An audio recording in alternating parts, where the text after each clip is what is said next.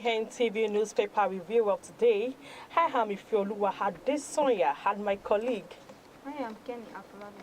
So here with me, I have the Tribune newspaper and the Guardian newspaper. First of all, let's venture into the Tribune newspaper. Lack of consensus rattle coalition over 2027 presidency. Lack of consensus over the retention of the presidency in the southern part of the country in 2027 is reportedly rattling the promoters of the coalition over their spirited bid to tighten loose ends. The issue, the Nigerian Tribune gathered, elicited intense emotions during separate meetings held in Lagos and Abuja by leaders of the proposed alliance, with three former governors in the fold expressing strong opposition against any attempt to present a presidential candidate of northern extraction. The development is coming amid reports that the coalition might, on May 30, unveil an adopted political platform to contest the 2027 elections. Sources in the coalition informed that the leaders have not been able to agree on the appropriate way to go in resolving the riddle of power shifts. Some of the promoters are strengthening to pull out of the coalition any moment the leaders might decide to prefer the north instead of the south, producing the candidates for the election. The full details of this story is on the Tribune newspaper. Over to you, Kenny. Here with me, I have the Punch newspaper and I have the Vanguard newspaper. Firstly, we are going to feature into the Punch newspaper. Ekiti PDP governor aspirants vows to tackle insecurity. The People's Democratic Party aspirant for the 2026 governorship election in Ekiti State, Peter Obafemi, has lamented that the poor conditions of the road in the state has become a tool for criminals to prey on innocent road users. Obafemi, however, said if elected, his administration would fight insecurity to a standstill by stressing the Amatekun Corps and support for the conventional security agencies.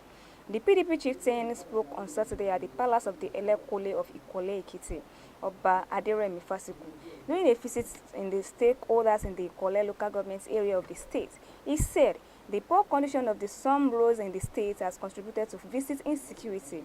As governor, I will strengthen the Amatekun Corps. The PDP governorship hopeful said he had plans and programs designed to change the current narrative in the state and improve the standards of the lives and livelihood of the residents. He promoted the state of education under the All Progressive Congress-led governors in Ekiti, as he lamented the state's recent performance in external examinations. Ekiti PDP governor aspirants vows to tackle insecurity. The full details of this story is inside the Punch newspaper for today. Over to you, Ifeoluwa. In another story in the Tribune newspaper, 24 hours to crucial NEC meeting, fresh crack in PDP. Wike withdraws from peace accords. Blames Makinde, vows to fight on till justice is served. Claims credit for most PDP governors' elections. Controversies rages over National Secretary. About 24 hours to make or break National Executive Committee, a fresh crisis has hit the People's Democratic Party, with the Minister of the Federal Capital Territory, Nyesom Wike, blowing open cracks in the G5. The supremacy tussle with the bloc, which comprised 5 governors elected on the platform of the PDP at the last dispensation, has led to the minister alleging betrayal and breach of agreement among the stakeholders in PDP in the effort to restore peace to the leading opposition party in the country. The internal crisis took the dramatic turn when Wike pulled out of all reconciliation agreements, accusing an ally in the G5 and current Oyo State Governor Seyi Makinde of stoking the party instability. The full details of this story is in the Tribune newspaper. Over to you, Kenny. Another story here with me in the Punch newspaper for today. Nigeria Secretary of Engineer restates commitment in driving Lagos Smart City visions. The Nigeria Secretary of Engineer Ikeja branch has reaffirmed its commitment to drive Lagos State towards smart city transformation and the country economic development. The chairman of the branch, Engineer Nimot Mili, stated this on Sunday at the formal inauguration as its 16th chairman and other executive members here in Ikeja. Millie, who had served in the acting capacity since August 2024, became the third woman to lead the branch, marking a historical milestone in the chapter leadership evolutions. Head under the theme, Innovation for Tomorrow, connecting resilient infrastructure for the blue economy to achieve a Lagos smart city. The inauguration brought together key stakeholders from engineering, academic, finance, and government. The outgoing chairman, Engineer John Adeton, reflected on his impact for 3 years tenure, citing a 35% increase in membership, the implementation of a 10-year master plan, and international technical tours as major achievements. In an inaugural address, Mini pledged to build on the foundation laid by a predecessor and emphasized the society's role in natural development. Mini also expressed heartfelt gratitude to former chairman for their mentorship and continued support. The national president of NSE, Engineer Margaret Oguntola, lauded Mini inauguration as a significant moment for female leadership in engineering. Oguntola urged the new executive to embrace the NSE strategy agenda and focusing on STEM education, grassroots engineering initiatives, and community engagement. NSE restates commitment in driving Lagos smart city vision. The full details of this story is inside the Punch newspaper for today. Over to you, Felua. In another story in the Tribune newspaper, NANS hails Lagos LCDA shell over bursary awards to indigenes. The National Association of Nigerian Students, NANS, Lagos State Chapter, has commended the chairman Yaba LCDA, Dr. Kayode Omiyale, over the award of bursary to indigenes of the LCDA. The commendation was contained in a statement signed by the chairman, NANS, JCC Lagos State Chairman Quadri Abdul Ramin on Sunday. NANS in the statement described the bursary award as an exceptional support to indigenes and underprivileged students in the Yaba community. According to the student body, the bursary award, which was facilitated by NANS to support the student tuition and academic expenses. The 50,000 Naira grant was awarded to students in tertiary institutions, including students of University of Lagos, UNILAG, Yaba College of Technology, Yaba Tech, Federal College of Education, and Lagos State College of Health Technology. NANS in the statement, however, appreciates Omiyale's contribution to the education of indigent students in the LCDA. This is highly commendable. If this kind of art can continue like this, we inspire and motivate students to study more. And education is not a scam. Everybody wishes to study, but they lack that financial stability. Yes. So if this art can just continue like that, people really want to study. We wish we can have like 3, 4, 5 that can continue this kind of attitude. So it's highly commendable by Dr. Kayode Omiyale. You should keep it up. Over to you, Kenny. Another story here with me, the Punch newspaper for today. UTM receipts 200,000 scores above 200. More fewer than 200,000 more candidates crossed the 200 average mark in the Unified Tertiary and Matriculation exam after the recent receipts organized by the Joint Admissions and Matriculation Exam Board, following the technical and human errors that made the original exam. In the recent UTM results released on Sunday, JAMB noted that the majority of candidates, 1,365,479 out of 1.9 million candidates, scored below 200 after both the original exam and the receipts. In the original result released by the JAMB on May 9, 2025, over 1.5 million candidates out of 1.9 million candidates who took the exam are scored below 200 out of the total 400 marks, raising concern in the country. Following the sustained failure, JAMB investigated the cause of the mass failure and discovered technical and human errors in the system. Consequently, it announced a receipt exam for 379,000 candidates in Lagos and the Southeast states. JAMB indicates that after the receipt UTM, the number of candidates who scored below 200 marks shrank from over 1.5 million to 1,365,479,000, indicating that about 200,000 more candidates crossed the average score. UTM received 200,000 scores above 200. The full details of this story is inside the Punch newspaper today. Can you see that this is another fantastic question again? Well, without they restated the UTM examination again, and they still score 200 above. Majority of 1 point, I think like 1.3 million people's candidates scored 200. The remaining 1 point something scored like 200, 210, 220, 250. So it was better this time. Better, 200, 250. It's not better. Are they still going to restate the exam again? They are not. That's the final exam, but they are just In going fact, to. they really tried. Over to you, Folua. Okay, moving on to Guardian newspaper. Despite 7 trillion naira subsidy savings, states fail to caution hardship, hunger.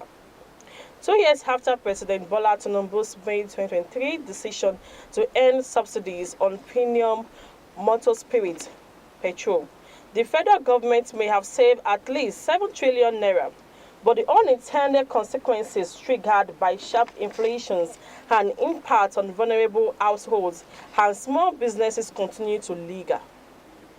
Small businesses already struggling with erratic power and policy instability have been further squeezed, forcing many to downsize or close, thereby worsening unemployment. Stakeholders warn that rising transport and production costs are cascading into higher commodity prices, with government responses inadequate in checking the rising inflation. Something needs to be done because the high standard of living presently is not even commendable at all.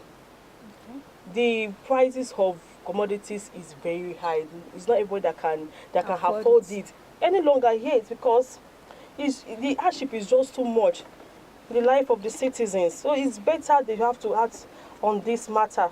We are calling on President Bola Tinubu that he should just end the subsidies. Even transportation is high. Before you go to work, people will start thinking, how are they going to go to work because of transportation? So it's really limiting people from going to wherever they want to go to. If a majority cannot even travel, they will just stay in their house because of what? The transport is so high. Let's leave that one aside. Let's talk about food.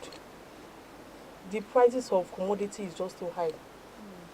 If you go to market, you start getting scared. Hey, you don't know the amount you are going to meet now. You don't know the prices you are going to meet now. You will be scared.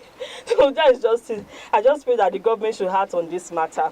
Over to you, Kenny. Now to Vanguard newspaper. Group slam federal government over alleged northern insecurity.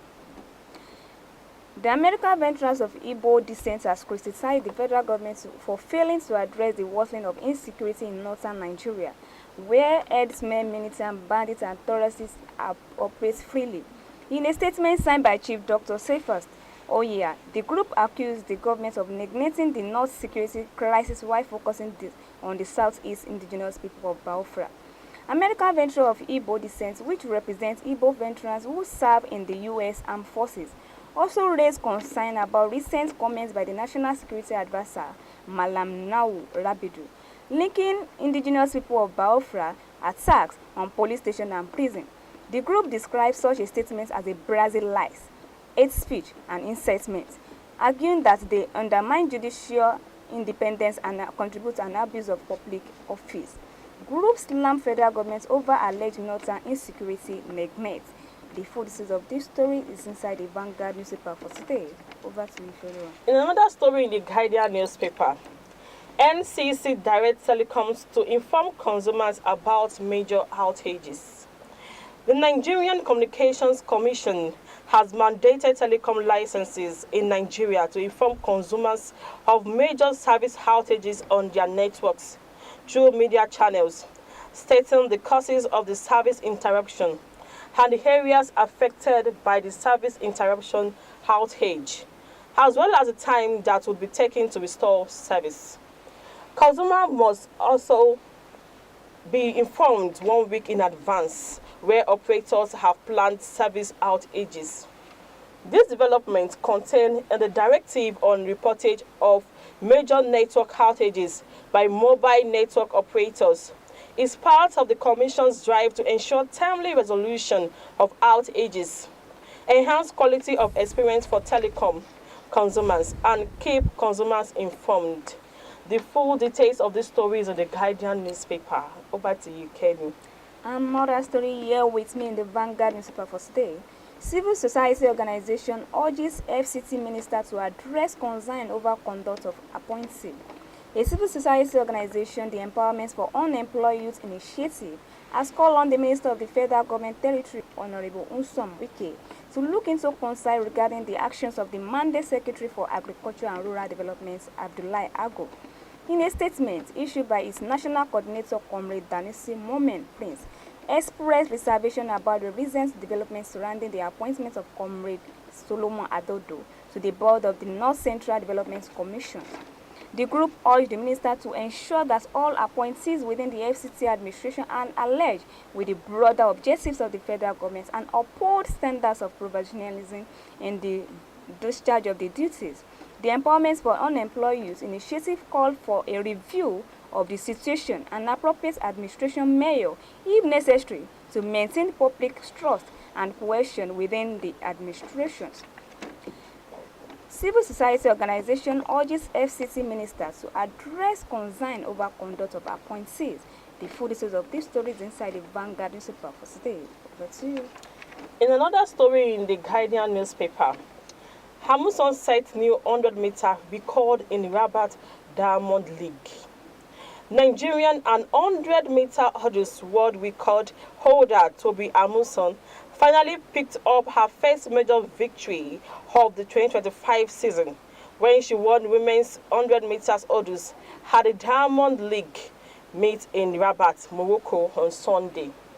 The 28-year-old hurdler won the race in 12.45 seconds after delivering a season best of 12.24 seconds earlier to erase the previous mate record of 12.51 seconds set by American Brianna Emerson Neal in 2018. Speaking after the race, Hamilton attributed her success to what she described as renewed focus on technique, more hurdles practice, because I had been doing more sprinting.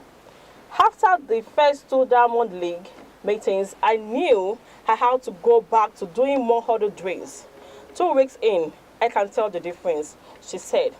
The victory now positions her as one of the major contenders for medals at the forthcoming World Championship in Tokyo.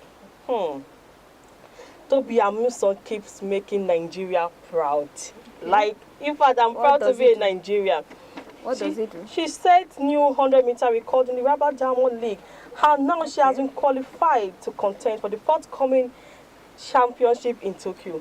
Okay. And she keeps winning back to back. Consistency is the key. She attributed her success by engaging in so many practices. That's why I say that consistency is the key. She keeps winning back to back, and she never gives up. She makes Nigeria proud. In fact, I'm proud to be in Nigeria. Okay. Well, you're also in Nigeria, so you're also proud to be in Yes, Nigeria. so yes. Okay. Over to you. Lastly, story here with me in the Vanguard newspaper for today. Nigeria review trade strategies investment climate to enhance competitiveness. The federal government has begun a review of Nigeria trade and investment strategies along the infrastructural planning with a view to boost the nation's economic competitiveness. The review was done at an economic management team session which was chaired by the Minister of Finance and Coordinating Ministers of Economic, Mr. Wale Edun in Abuja. The more underscore the government's commitment to positioning Nigeria as a competitive, investors-friendly economy through coordinated policy reforms and diplomatic engagement. A central feature of the meeting was the 10 presentation by the Minister of Industry, Trade and Investment, Dr. Jumoke Oduwole, who outlined the ministry's current priorities. These include improving investors' protections, accelerating export diversifications, and addressing regulatory infections that unhindered private sector growth. The Minister of Transportation, Senator Said Ankali, presented his ministry updated budget framework and infrastructural priorities.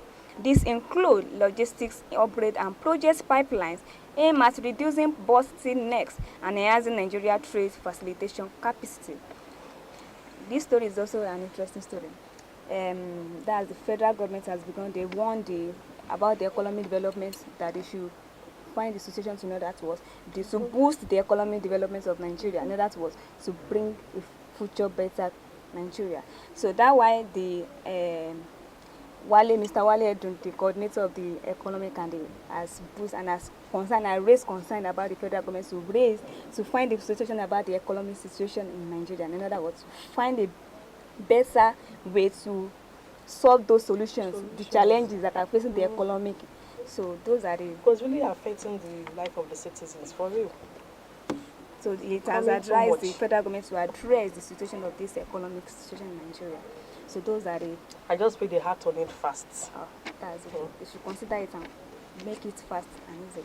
So those are what we have on you for a newspaper review. If you'd like to follow our live and direct channels on our social page, you can click on www.abntv network. Likewise, on our social media, we have the Facebook, YouTube, Twitter, and Instagram. On our Facebook, you can click and like, subscribe, and share. And make sure you click on Abntv OSUN.